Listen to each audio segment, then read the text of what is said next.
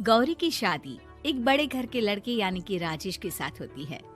राजेश की 4 बहनें हैं और सभी अपने भाई पर जान छिड़कती है। अरे पापा, ये राजेश के लिए कैसी छोटी सी हिट की लड़की ब्याह लाए हैं आप? हम लोगों का भाई तो राजकुमार है, उसके लिए तो कोई राजकुमारी होनी चाहिए थी। गौरी को ननद की बात बुरी लगती है और वो रोने लगती है। अरे क्यों गला फाड़ रही है? क्या गलत बोल दिया मेरी बेटी ने? एकलौता बेटा है हमारा, समझी? वो तो तेरे ससुर हाँ कराए थे, वरना मैं तो ना करवाती तेरी शादी अपने हीरे जैसे बेटे से। ननदे सास को भरती और सास गौरी से लड़ती। ये क्या है? तुम्हारी बहनें और माँ आए दिन मुझे खरी खोटी सुनाती रहती है। क्यों नहीं बोलते उन लोगों को कुछ? अरे क्या बोलूं? अब उन लोगों का इकलौता भाई और बेटा होना, तो वो लोग थोड़े इमोशनल है मुझे लेकर, समझा करो ना। और कौन सा वो लोग रोज आते हैं ससुराल से? माना एक साथ नहीं आती, लेकिन रोज कोई ना कोई तो खड़ा ही रहता है ना। खैर, जैसे तैसे कुछ साल गुजरते हैं। गौरी एक प्यारे से बेटे की माँ बनती है। सुनिए, हर बात पर ससुर जी से पैसा मांगना ठीक नहीं लगता। आप कोई काम क्यों नहीं करते हैं? काम तो मैंने कभी किया ही नहीं गौरी। पापा के पास इतना पैसा है कि मुझे जरूरत ही नहीं पड़ी। लेकिन कहते हैं ना, हर दिन एक सा नहीं होता। गौरी के ससुर की मृत्यु हो जाती है और घर में गरीबी छा जाती है। गौरी ननद को फोन करती है।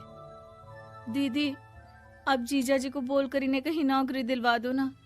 घर चलाना मुश्किल हो रहा है। माँ जी की भी तबीयत खराब रहती है। दवाई का खर्चा और मुन्ने की पढ़ाई का खर्चा काफी है। कुछ मदद मिल जाएगी दीदी। देखो गौरी, तुम तो जानती हो मेरे खुद के 3 बच्चे हैं, तो ये मत सोचना कि बात घुमा कर बोलोगी तो मैं कुछ मदद कर दूंगी। अब पति तुम्हारा है, सास तुम्हारी है, तो करना तो तुमको ही है ना। हम भी तो निभा रहे हैं। खैर, बोल दूंगी इनको। गौरी समझ जाती है। वो दूसरी ननद को फोन करती है, लेकिन माँ से भी उसे कुछ ऐसा ही जवाब मिलता है। अरे भाभी, हमारा भाई कैसे काम करेगा? वो तो राजकुमार है। बस आप जरा माँ का ख्याल रखो, उन्हें कोई तकलीफ मत होने देना। बाकी करते हैं बात आराम से। गौरी के सामने संकट आ जाता है कि वो कैसे अपना परिवार चलाए। ना पति काम करना चाहता है और ना ननदे मदद। फिर एक रोज गौरी की सहेली कहती है, गौरी, मैं ना एक फैक्ट्री में काम करती हूँ, तुम्हारी परेशानी समझ सकती हूँ। क्यों नहीं तुम भी मेरे साथ वहाँ काम करती? अरे लेकिन मुन्ना तो छोटा है ना। तो क्या हुआ, तेरी सास और पति तो घर पर ही हैं, वो लोग संभाल लेंगे। तू चल मेरे साथ। गौरी ने अब काम करना शुरू कर दिया था, लेकिन उसका सपना अपने बेटे को अच्छी शिक्षा देने का था। गौरी अपने भाई से कहती है, भाई, आपके बच्चे जिस स्कूल में पढ़ते हैं उस पर मेरे गौरव का भी एडमिशन हो सकता है क्या? अरे कैसे बात कर रही है गौरी? जितना तू कमाती है उतने में तो तेरा घर भी नहीं चलता। तू कहाँ इतने महंगे स्कूल का सपना देख रही है? लेकिन गौरी भी ठान लेती है कि वो किसी न किसी तरह अपने बच्चे को अच्छे स्कूल में पढ़ाएगी। माँ जी, ये मेरे गहने हैं, मैं बेच रही हूँ। गौरव का कल एडमिशन है। अरे वो तो ठीक है गौरी, लेकिन आगे की फीस कैसे मैनेज करेगी? और ज्यादा मेहनत कर लूंगी माँ। गौरव कुछ बन गया तो हम लोगों के सारे दुख दर्द दूर कर देगा।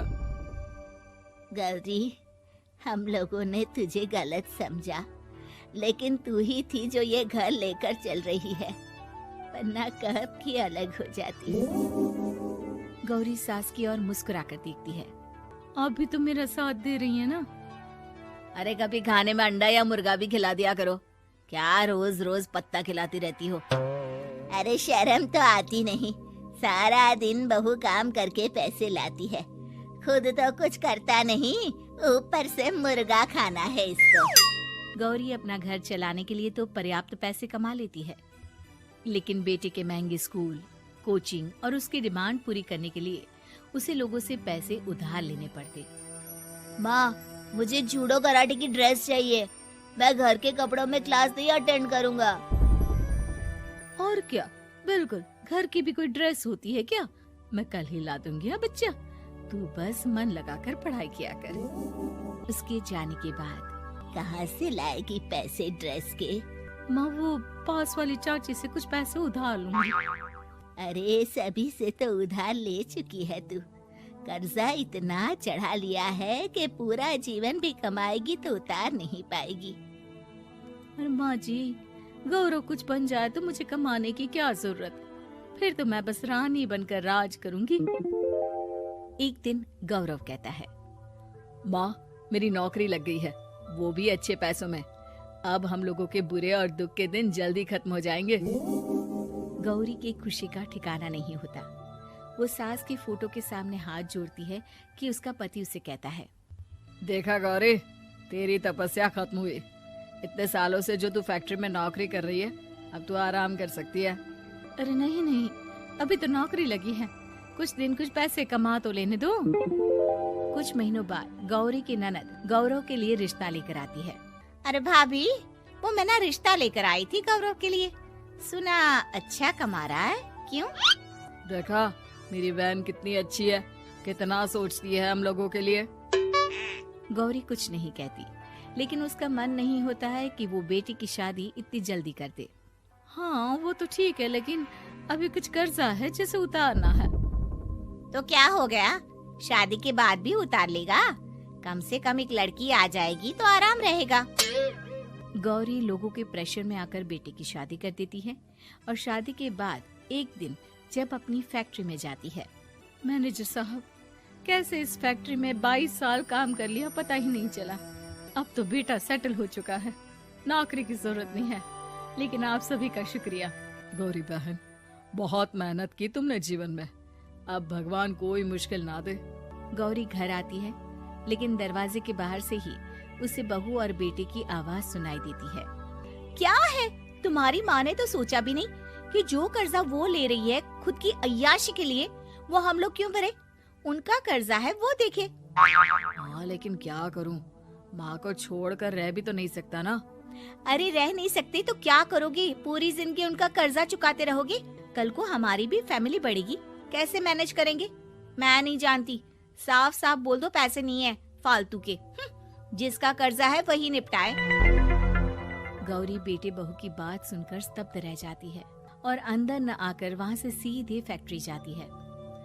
मैनेजर साहब, मैं सोच रही थी कि इतनी जल्दी नौकरी नहीं छोड़नी चाहिए, जब तक हिम्मत है तो कर लेते हैं। वो मेरा इस्तीफा ना वापस कर दीजिए। ये बोलकर गौरी की आंख लाल हो जाती है। मैनेजर समझ जाता है कि गौरी की उम्मीद टूट चुकी है।